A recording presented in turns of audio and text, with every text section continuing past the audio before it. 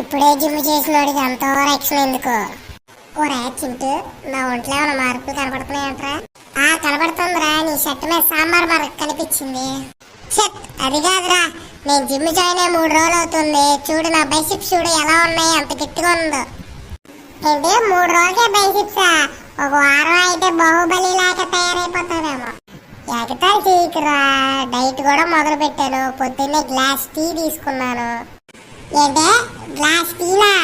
మనం చూస్తేనేమో 5 స్పూన్ల పంచదార పాకం వేసుకున్నాం. అది గ్లాస్ టీ కాదురా బాబు, వేడి చేసిన పంచదార పాకం. అదంతా గతరా. ఇప్పుడు నేను చాలా సీరియస్. మా ట్రైనర్ చెప్పాడు నో పెయిన్ నో గెయిన్. ఈ రోజు 2 కేజీలు వెయిట్ ఎత్తాను. 2 కేజీలా? నువ్వు రోజు ఇంటికి పట్టుకెళ్లే కూరగాయలే 5 కేజీలు ఉంటాయి. ఎందుకురా దీనికి ఇంత బిల్డప్? అది వేరు ఇది వేరురా. జిమ్ లో చేస్తే వర్కౌట్, బయట చేస్తే మోయడం. నేను రేపటి నుంచి స్విమ్మింగ్ కూడా వెళ్తున్నా. ఏంటి స్విమ్మింగ్? నీకు నీళ్ళంటే భయం కదరా? పోయిన నెలలో వాన పడితే నువ్వు స్కూల్కి కూడా సెలవు పెట్టావు. అప్పుడు వానలో తడిస్తే జలుబు వచ్చేదని భయం రా. ఇప్పుడు నేను ఫిట్నెస్ కోసం వెళ్తున్నాను. 6 ప్యాక్స్ వచ్చేదాకా విశ్రమించేదే లేదు. సర్లే కానీ నీ టీ షర్ట్ మార్చుకో, ట్రైనర్ చూసి క్లీనర్ అనుకుంటాడ్రా బాబు. అరే బాబు ఎల్లు ఒక దోశ తిందాం పదరా. ఇందాక ఎవడో డైట్ అన్నట్టు గుర్తే. అది రేపటి నుంచిరా, ఈ రోజుకి వెళ్దాంపా.